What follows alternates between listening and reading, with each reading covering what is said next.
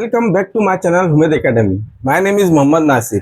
चलिए अमाइंस ये चैप्टर हमारा शुरू है। इसमें हमने बहुत सारे अलग अलग टॉपिक पे डिस्कस किए। अब लास्ट वाले लेसन में अगर आपको याद होगा तो हमने एजो कपलिंग रिएक्शन देखे थे। उसके बाद का जो नेक्स्ट टॉपिक है वो है reaction of benzene sulphonyl chloride with amine. देखिए बेंजीन सल्फोनिल क्लोराइड के ऊपर हम अमाइंस का अमल करेंगे, अमाइंस के साथ उसकी रिएक्शन करेंगे और कुछ वहां पे फॉर्म होगा। ठीक है, इसी तरह हम प्राइमरी, सेकेंडरी और टर्शरी तीनों अमाइंस के साथ इसकी रिएक्शन होंगी। देखिए ये बेंजीन सल्फोनिल क्लोराइड है, बड़ा इंपॉर्टेंट टॉपिक है ये। बेंजीन सल्फोनिल क्लोराइड को एरीन सल्फोनिल क्लोराइड भी कहा जाता। बेंजीन की जगह हम एरीन का यूज भी करते। एरीन का यूज क्यों करते? क्योंकि ये एक एरोमेटिक कंपाउंड है, एरोमेटिक रिएक्शन है। बेंजीन जो है हमारे पास एक एरोमेटिक कंपाउंड होने की वजह से हम उस पर एरीन भी लिख सकते। तो हम इसको क्या लिखेंगे? Arene sulphonyl chloride. फिर हमारे पास सवाल ये आता कि एरीन सल्फोनिल क्लोराइड का फार्मूला क्या है। तो देखिए मैंने यहाँ पे फार्मूला लिखा C6H5SO2Cl, ये इसका फार्मूला है। इस पर ही हम अमाइंस का अमल करेंगे। आपको एग्जाम में या तो इस फार्मूले के जरिए रिएक्शन करना पड़ेगा या फिर स्ट्रक्चरल फार्मूले के जरिए रिएक्शन करना पड़ेगा। चलिए मैं स्ट्रक्चरल फार्मूला यहाँ पे ड्रॉ करता। देखिए मैंने यहाँ पे सबसे पहले बेंजीन लिया, इसी को आप एरीन कहते। मैंने यहाँ ड्रॉ किया बेंजीन रिंग, इसी को आप एरीन भी कहते। उसके बाद आप देखेंगे यहाँ पर तो सल्फर है यानी S है और उसके आसपास दो ऑक्सीजन है यानी O2 है, इस तरह से O2 और यहाँ पे Cl अटैच। तो ये हुआ हमारे पास बेंजीन सल्फोनिल क्लोराइड, इसी को हम आयरीन सल्फोनिल क्लोराइड भी कहते। उसके बाद इसी को एक और नाम से जाना जाता जिसे हिंगबर्ग रिएजेंट भी कहा जाता। हिंगबर्ग रिएजेंट, ये भी नाम आपको अच्छी तरह से याद रखना है। एग्जाम में अगर आपसे पूछा कि हिंगबर्ग रिएजेंट क्या है तो आपको ये बेंजीन सल्फोनिल क्लोराइड ही याद रखना है।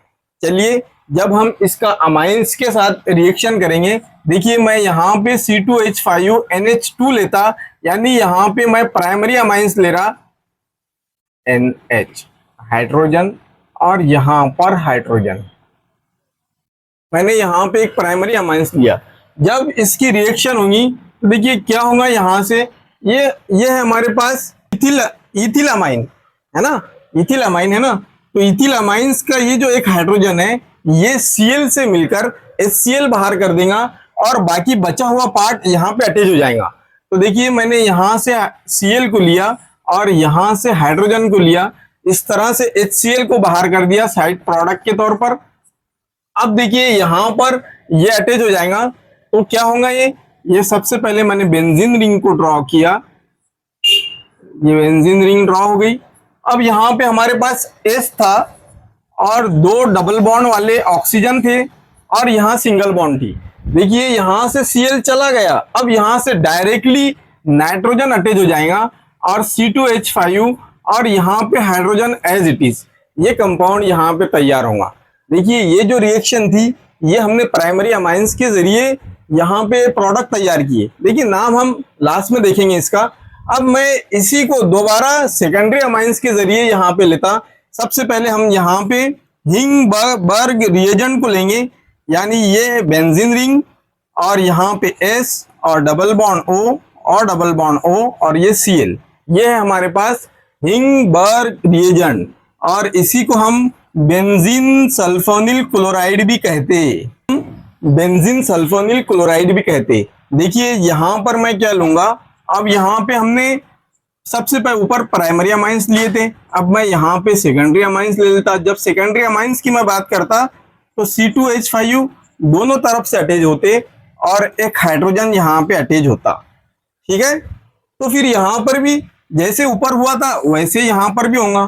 क्या होगा, यहाँ से Cl और यहाँ से हाइड्रोजन, ये HCl बाहर कर दिया जाएगा साइड प्रोडक्ट के तौर पर और बाकी का जहां से ये Cl हटा वहां से ये वाला ग्रुप अटैच हो जाएगा। तो देखिए मैं यहाँ पे ये ड्रॉ करता, सबसे पहले बेंजीन रिंग और उससे अटैच है S डबल बॉन्ड O और डबल बॉन्ड O। अब देखिए यहां से हमने Cl को निकाल दिए, अब यहाँ ये अटैच हो जाएगा, ये नाइट्रोजन, ये C2H5 और ये C2H5, ठीक है। ये एक प्रोडक्ट यहाँ पे तैयार होगा। अब देखिए यहाँ पे हमने प्राइमरी अमाइंस का इस्तेमाल करें, यहाँ पे सेकेंडरी अमाइंस का इस्तेमाल करें। अब आप कहेंगे हमें कि हम एक मर्तबा टर्शरी अमाइंस यहाँ पे इस्तेमाल करेंगे, C2H5N, C2H5N और यहाँ पे C2H5N, ये एज इट इज। देखिए यहाँ पे हाइड्रोजन के साथ ये मिलकर HCl बाहर निकाला गया था, लेकिन यहाँ पर तो हाइड्रोजन है ही नहीं, और ये जो हाइड्रोजन है तो ये ग्रुप के साथ है, ये इसके साथ रिएक्ट नहीं होता। तो टर्शरी अमाइंस की जो रिएक्शन है तो ये रिएक्शन होती नहीं, नो रिएक्शन, है ना। इसकी जो रिएक्शन होती हिंग्स रिएजेंट की, ये या तो प्राइमरी अमाइंस के साथ होती और सेकेंडरी अमाइंस के साथ होती, टर्शरी अमाइंस के साथ ये रिएक्शन नहीं होती। चलिए समझ में आ गया, आई होप कि आपके ये बहुत अच्छी तरह समझ में आ गया। अब लास्ट में हम नाम की बात करेंगे। देखिए अगरचे हम ये नाम की बात करते तो ये यहाँ पर इसका जो नाम है ये बेंजीन सल्फोनिल क्लोराइड है, या इसे हम एरिन सल्फोनिल क्लोराइड भी कहते, या फिर हिंगबर्ग रिएजेंट भी कहते।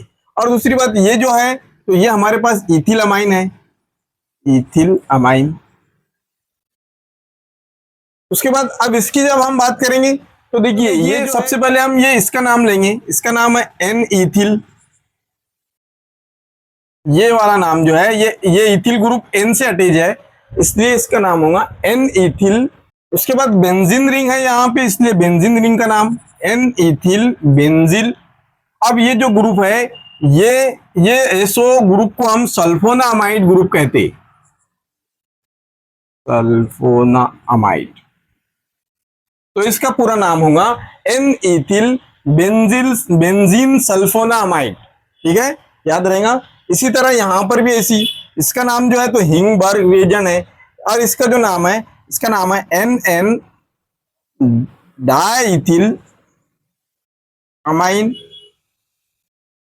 अब इसके नाम की जो बात करेंगे हम तो देखिए यहां पर NN डाइथिल है, NN डाइथिल बेंजीन, और ये जो ग्रुप है ये सल्फोनामाइड ग्रुप है, सल्फोनामाइड। तो इसका नाम होगा NN डाइथिल बेंजीन सल्फोनामाइड, ठीक है, याद होगा। आई होप कि आपको ये रिएक्शन अच्छी तरह से याद हो गई होंगी, और ये बहुत इंपॉर्टेंट रिएक्शन है, ठीक है। इसके बाद हम नेक्स्ट टॉपिक की तरफ चलते हैं। देखिए इसके बाद का जो नेक्स्ट टॉपिक है वो है इलेक्ट्रोफिलिक एरोमेटिक सब्स्टिट्यूशन इन अमाइंस। देखिए इलेक्ट्रोफिलिक रिएक्शन जो है हमने हर चैप्टर में देखी, हर चैप्टर के लास्ट में अगर आपको याद होगा तो हमने इलेक्ट्रोफिलिक रिएक्शन देखी। अब इसमें भी हम रिएक्शन देखेंगे। तो सबसे पहली जो है तो ब्रोमिनेशन है। ब्रोमिनेशन का मतलब क्या होता है? ब्रोमिनेशन यानी ब्रोमीन का शामिल होना। ब्रोमीन को जब हम ऐड करते तो उसे हम कहते हैं कि ये ब्रोमिनेशन है। देखिए क्या होगा ये अमाइंस के अंदर, जब हम अमाइंस लेते यहाँ पे, मैंने यहाँ पर NH2 लिया, ये प्राइमरी अमाइंस लिया NH2, इसका नाम क्या है? इसका नाम एनालिन है। मैंने आपको वहां पर भी कहा था इसको एनालिन के नाम से ही याद रखिए। जब एनालिन के ऊपर ब्रोमीन का अमल होता तो हम क्या करते, ये ब्रोमीन Br2 लेते यहाँ पे। ब्रोमीन का जब भी इसके ऊपर अमल होगा तो ब्रोमीन वाटर के जरिए अमल होगा। ब्रोमीन वाटर, Br2 और वाटर, ये बड़ा खतरनाक रहता। ब्रोमीन वाटर जो रहता ना बड़ा खतरनाक होता। ये रिएक्शन बिल्कुल बिजली की तरह रिएक्शन होती। जैसे आप एनालिन में Br को डालते उसी तरह फास्टली एकदम रिएक्शन होती, और यहाँ पर जो कंपाउंड यहाँ पे तैयार होता तो इस तरह का ये कंपाउंड तैयार होता। ये हमारी एरोमेटिक रिंग, और यहाँ पे NH2 एज इट इज। क्या होता यहाँ पे आपको पता है इसकी अलग अलग पोजीशन है। ये पैरा पोजीशन है, ये मेटा पोजीशन है, और ये जो है ऑर्थो है, ठीक है। तो ये होता क्या कि जब आप इसकी रेजोनेटिक स्ट्रक्चर देखेंगे ना, हमने देखे थे इसके पहले, तो ये मेटा पोजीशन के ऊपर अटैक नहीं होता, बल्कि ये तो या तो यहाँ पे अटैक होता यानी ऑर्थो पोजीशन पर, और पैरा पोजीशन के ऊपर। तो यहाँ पर भी एक Br अटैच हो जाएगा, यहाँ पर भी Br अटैच हो जाएगा, और यहाँ पर भी Br अटैच हो जाएगा। इस तरह का ये अटैच होता। यहाँ क्यों नहीं होता मेटा के ऊपर? अगर से आप इलेक्ट्रोफिलिक रिएक्शन की रेजोनेटिक स्ट्रक्चर देखेंगे ना, तो वहां पर इलेक्ट्रोफाइल जो है तो मेटा पोजीशन पे कभी नहीं जाता। वो तो या तो यहाँ जाएगा, फिर डायरेक्टली यहाँ जाएगा, फिर डायरेक्टली यहाँ जाएगा। ठीक है, तो ये इस तरह से फास्ट रिएक्शन हो जाती। और जब हम इसके नाम की बात करते तो देखिए, जब हम इसका नाम देखते तो ये 2 पोजीशन है, ये 1 है, 2, 3, 4, 5, 6, इस तरह की पोजीशन है। तो हम इसका नाम लिखेंगे 2,4,6 ट्राई ब्रोमो एनालिन। का नाम होगा 2,4,6 ट्राई ब्रोमो एनालिन। देखिए कभी कभी क्या होता, ये तीनों पोजीशन एट ए टाइम एक साथ यहाँ पे अटैच करता, लेकिन आपको एग्जाम में पूछा गया कि भाई ये पैरा पोजीशन का ही प्रोडक्ट हमें चाहिए, यानी ये दोनों चीजों के ऊपर, ये दोनों पोजीशन पर, यहाँ पर ऑर्थो पोजीशन के ऊपर Br का अटैच ना हो, तो हमें ये वाला प्रोडक्ट मिलेगा इस तरह से। अगर इस पर ना हो तो ये NH2 अटैच और यहाँ पे सिर्फ Br। ये प्रोडक्ट हासिल करने के लिए हमें क्या करना पड़ेगा कि ये रिएक्शन को इसके ऊपर प्रोटेक्ट करके रखना पड़ेगा, कि ये यहाँ पे प्रोटेक्ट ना करे, यानी कवर करके रखना पड़ेगा कि ये यहाँ पर दोनों पोजीशन को कवर करे ये, और सिर्फ ये पैरा पोजीशन पर ही रिएक्ट हो। तो उसके लिए क्या किया जाता है, देखिए सेकंड रिएक्शन है इसी की, ये थी ए। अब बी रिएक्शन क्या होगा, ये जो है हमारे पास NH2 यहाँ पे अटैच है, सॉरी ये एनालिन है हमारे पास NH2, इसको मैं इस तरह से भी लिख सकता NH2। अब इसका जो अमल होगा तो डायरेक्टली ब्रोमीन के साथ अमल नहीं होगा, बल्कि ये एसिल क्लोराइड के साथ पहले अमल करेगा। यानी क्या होगा, देखिए एसिल क्लोराइड आपको पता है Cl, C double bond O और CH3, इसके साथ ये रिएक्ट करेगा। उसके बाद ब्रोमीन और वाटर के जरिए इसका रिएक्शन होगा, फिर उसके बाद उसकी हाइड्रोलिसिस की जाएंगी। फिर हाइड्रोलिसिस करने के बाद आप देखेंगे कि ये पैरा वाला ही पोजीशन हमें मिला। तो देखिए ये एसिल क्लोराइड के साथ जब इसका रिएक्शन होगी ना, तो क्या होता है कि यहाँ का हाइड्रोजन ये Cl से मिलकर यहाँ से सिर्फ और सिर्फ HCl बाहर निकालता, यानी हमारे पास कंपाउंड क्या हो जाता, इस तरह का ये कंपाउंड हो जाता हमारे पास, ये एनालिन की बेंजीन रिंग और यहाँ पे N और यहाँ हाइड्रोजन। अब यहाँ पे क्या होगा, Cl तो यहाँ से चला गया, अब ये C डबल बॉन्ड O और ये CH3 इससे अटैच हो जाता। पहली स्टेप में इसी तरह से होगा। उसके बाद क्या होता, उसके बाद हम इसको ब्रोमीन वाटर के जरिए अमल करेंगे, यानी Br2, और उसके साथ साथ एसिडिक एसिड का यूज करेंगे, एसिडिक एसिड Br2 और एसिडिक एसिड का यहाँ पे रिएक्शन करेंगे। जब इस तरह से हम रिएक्शन करते हैं तो क्या होता कि इसमें का सिर्फ और सिर्फ Br पैरा पोजीशन पर ही जाता, यानी रिएक्शन इस तरह से होती है हमारे पास। देखिए बड़ी इंपॉर्टेंट रिएक्शन है ये। ऊपर का तो यहाँ पे एज इट इज रहता हाइड्रोजन, और ये C डबल बॉन्ड O भी एज इट इज, और यहाँ पर CH3 भी एज इट इज। बस ये जो Br है तो ये पैरा पोजीशन के ऊपर ही अटैक होता। ये ग्रुप की वजह से यहाँ पर प्रोटेक्शन होता, ये इसको पूरी तरह प्रोटेक्ट कर देता, ये इसको पूरा कवर कर देता, यानी ऑर्थो पोजीशन के ऊपर ये जा ही नहीं पाता Br, सिर्फ और सिर्फ पैरा पोजीशन पर जा पाता। उसके बाद क्या होगा, इसके बाद क्या होता कि हम इसकी हाइड्रोलिसिस करते। हाइड्रोलिसिस जब भी की जाती तो आपको बहुत अच्छी तरह से पता है, हाइड्रोलिसिस में 2 तरह के चीजें होती। एक तो इसमें H+ होता और एक OH- होता। तो होता क्या कि ये CH3CO के साथ OH मिल जाता और यहाँ पर N के साथ हाइड्रोजन हो जाता। ठीक है, तो यहाँ पे हमारे पास प्रोडक्ट क्या बनता, ये देखिए यहाँ पे नाइट्रोजन। अब ये हाइड्रोजन एज इट इज, ये वाला हाइड्रोजन ये जब यहाँ से निकल जाएगा तो यहाँ पे हाइड्रोजन अटैच हो जाएगा। अब ये OH इसके साथ मिलके एक साइड प्रोडक्ट बाहर निकालेगा और ये प्रोडक्ट एज इट इज रहेगा Br वाला, ठीक है। और साइड प्रोडक्ट जो है तुम्हारा तो वो इस तरह से रहेगा CH3COOH। देखिए हुआ क्या, स्टार्टिंग में हमने एनालिन लिए थे यानी NH2 वाला, ये दोबारा यहां पे वापस आ गया। इसने जो काम किया, ये कैटालिस्ट ने काम जो किया वो सिर्फ प्रोटेक्शन का काम किया। उसने सिर्फ इसको कवर करके रखा कि ये Br यहां ना जाए और वो डायरेक्टली सिर्फ और सिर्फ यहां पर जाए। तो इस तरह से ये प्रोडक्ट हमारे पास तैयार हुआ। अब हम इसके नाम की बात करेंगे। देखिए ये जो है हमारे पास ये एनालिन है। उसके बाद जब ये CH3 इससे अटैच हो जाता, इसे कहते हैं हम एसिटा एनालाइड। एसिटा एनालाइड। जब CH3CO इससे अटैच हो जाता तो इसे कहा जाता एसिटा एनालाइड।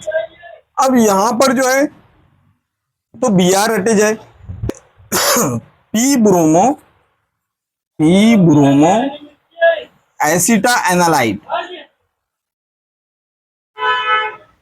इसी तरह से जब ये Br यहां पे अटैच हो जाता तो हम डायरेक्ट इसे बोलते P bromo aniline. P bromo aniline, ठीक है, समझ में आया। देखिए ये रिएक्शन बहुत इंपॉर्टेंट रिएक्शन है। ये वाली रिएक्शन की जब हम बात करते तो देखिए जब हम एनालिन लेते तो एनालिन के ऊपर एसिल क्लोराइड का रिएक्शन होगी। एसिल क्लोराइड इससे रिएक्ट करेगा, इसलिए रिएक्ट करेगा क्योंकि ये प्रोटेक्शन का काम करेगा, ये इसको कवर करके रखेगा। हमें सिर्फ और सिर्फ पैरा पोजीशन चाहिए, तो एनालिन के ऊपर एसिल क्लोराइड रिएक्ट करेगा तो ये हमारे पास एसिटा एनालाइड तैयार होगा। एसिटा एनालाइड के ऊपर Br का एसिटिक एसिड के साथ रिएक्ट किया तो इस तरह से पी ब्रोमो एसिटा एनालाइड यहाँ पे तैयार हुआ। और लास्ट में जब इसकी हाइड्रोलिसिस होगी तो पी ब्रोमो एनालिन यहाँ पे तैयार होगा, ठीक है, याद रहेगा। जल्दी से इसका एक स्क्रीनशॉट ले लीजिए, फिर हम नेक्स्ट रिएक्शन की तरफ चलते। देखिए सेकंड जो रिएक्शन है हमारे पास वो है नाइट्रेशन ऑफ अमाइन। नाइट्रेशन का मतलब होता नाइट्रो ग्रुप को शामिल करना, है ना। हम इसके अंदर जो शामिल करेंगे वो नाइट्रो ग्रुप शामिल करेंगे। और नाइट्रो ग्रुप किसके जरिए तय मिलेगा हमें, एक तो कॉन्सेंट्रेटेड HNO3 और कॉन्सेंट्रेटेड H2SO4, इनके जरिए हमें नाइट्रो ग्रुप मिलेगा। हमने इसके पहले प्रीवियस चैप्टर में बहुत अच्छी तरह से देखी है। देखिए मैं यहाँ पे एनालिन लेता, सबसे पहले मैंने स्ट्रक्चर जो ड्रॉ किया वो एनालिन का है। यहाँ पे NH2 ग्रुप अटैच है। देखिए इसके ऊपर जो अमल होगा वो इस तरह से होगा, या तो concentrated HNO3 plus concentrated H2SO4, ये दोनों ग्रुप कंबाइन ग्रुप ऐसे है जो हमें NO2 ग्रुप देते। इसके जरिए हम NO2 ग्रुप निकालेंगे। ये जो ग्रुप है ना ये NO2 ग्रुप है, NO2 ग्रुप। और NO2 ग्रुप जिसमें शामिल होता उसी को हम नाइट्रेशन कहते, ठीक है, समझ में आया। तो देखिए यहाँ पे क्या होता, यहाँ पर 3 तरह के प्रोडक्ट तैयार होते, तीनों भी प्रोडक्ट तैयार होंगे क्योंकि नाइट्रो ग्रुप जो अटैक करेगा वो पैरा पोजीशन पर भी करेगा, वो मेटा पोजीशन पर भी करेगा और वो ऑर्थो पोजीशन पर भी करेगा। तो देखिए ये इस तरह का यहाँ प्रोडक्ट तीनों भी तरह के तैयार होंगे।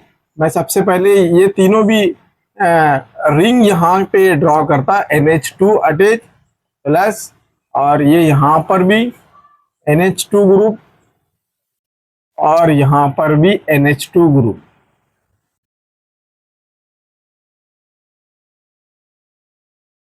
देखिए ये हमने ड्रॉ किए।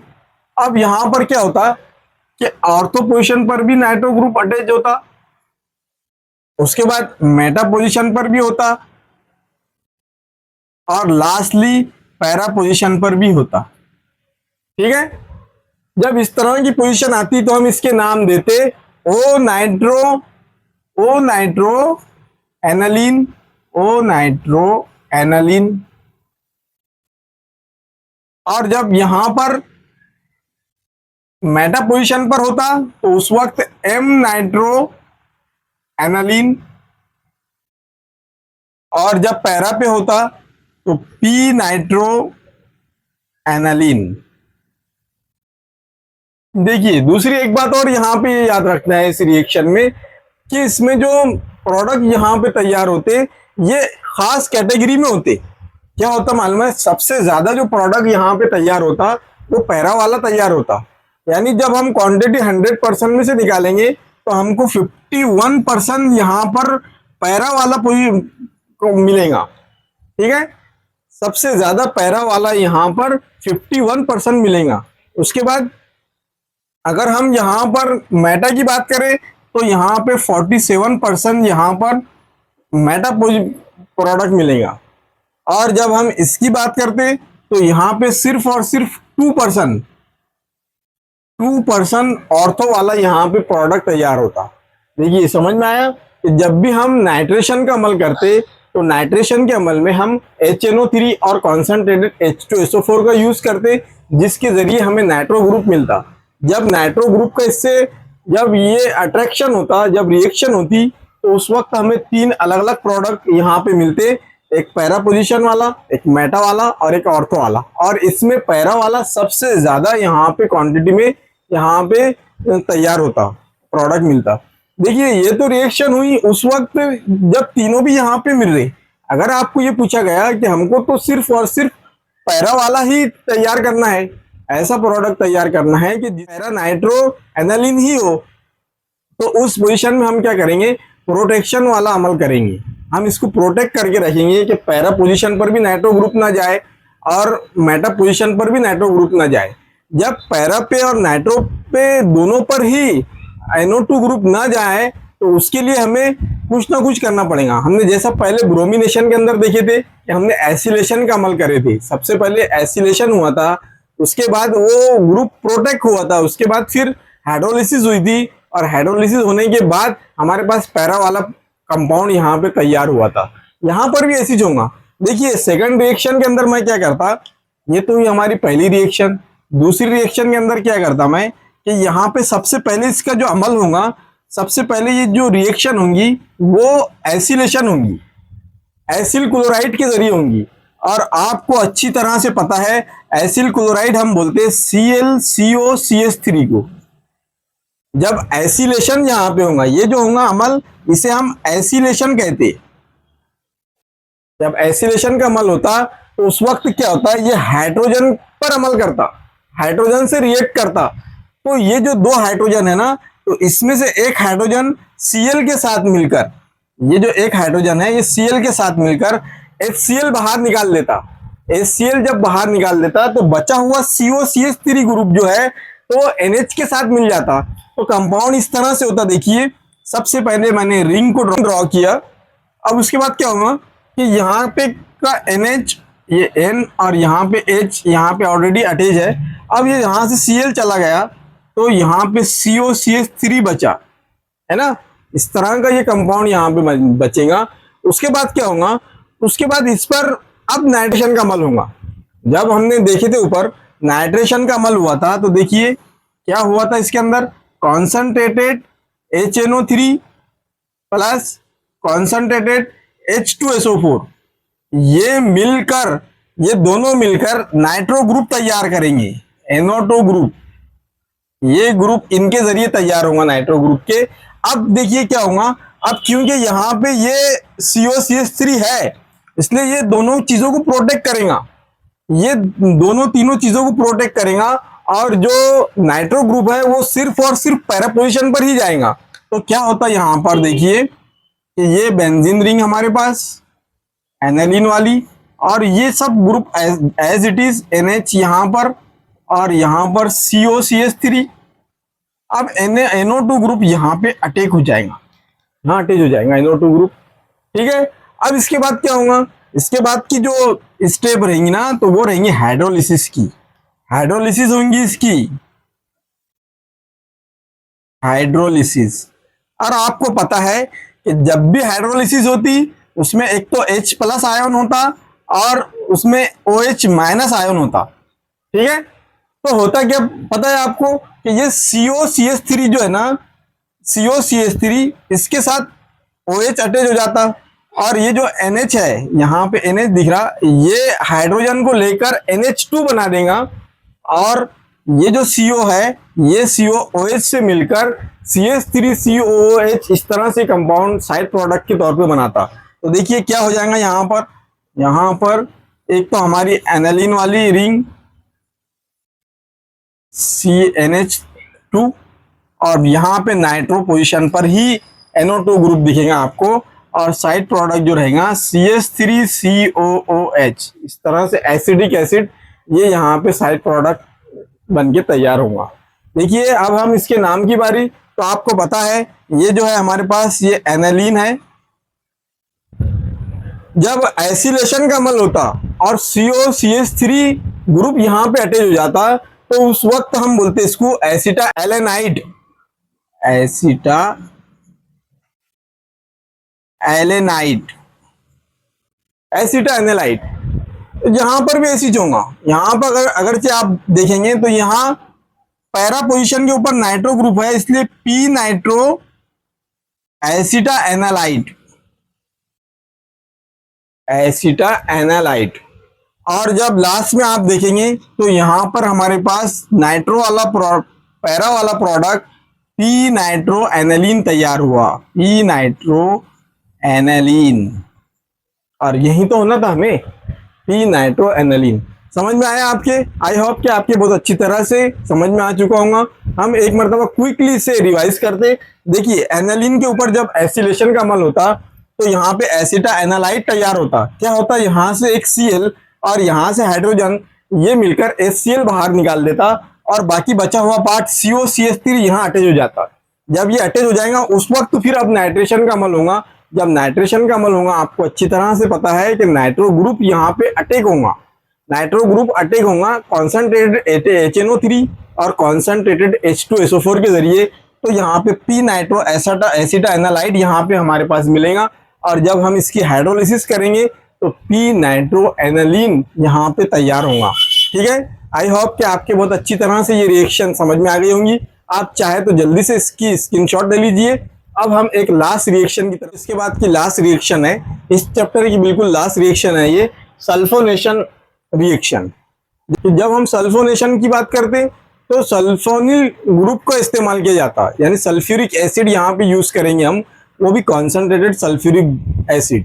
देखिए क्या होता, जब हम एनालिन लेते, सबसे पहले मैंने यहाँ पर एनालिन को ड्रॉ किया, ये है NH3 एनालिन।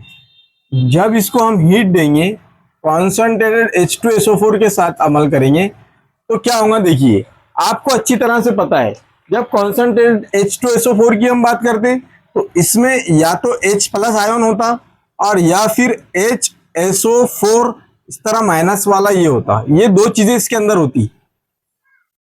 तो होता क्या कि जब इनकी रिएक्शन होती दोनों की तो ये दोनों भी प्रोडक्ट इसमें अटैच हो जाते।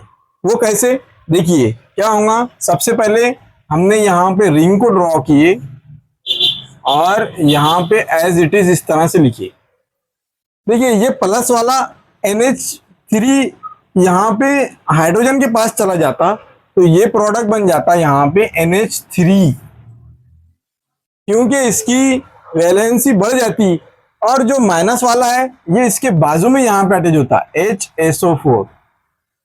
इस तरह से ये एक प्रोडक्ट यहाँ पे तैयार होता। ये जब प्रोडक्ट तैयार होता तो इसमें से OH- निकालने के लिए बहुत ज्यादा हीट दी जाती, इतनी ज्यादा हीट दी जाती कि तकरीबन 413 डिग्री केल्विन के ऊपर इसे गर्म किया जाता। जब हम इसको गर्म करेंगे ना तो देखिए क्या होता, 413 केल्विन डिग्री के ऊपर इसको हीट दी जाएंगी तो होगा क्या, इसमें से OH- यहाँ से रिमूव किया जाएगा। तो OH- कहाँ से रिमूव होगा, एक तो आपका ये हाइड्रोजन और एक O, ये यहाँ से O। देखिए क्या होता है इसमें, जब इसको बहुत ज्यादा गर्म किया जाता है ना तो क्या होता कि ये मैंने यहाँ पे रिंग ड्रॉ किया सबसे पहले। अब ये यहाँ पर का जो एक हाइड्रोजन है तो वो एक हाइड्रोजन लिया जाता और एक यहाँ से O, इस तरह से OH बाहर कर दिया जाता तो यहाँ पे NH2 होगा।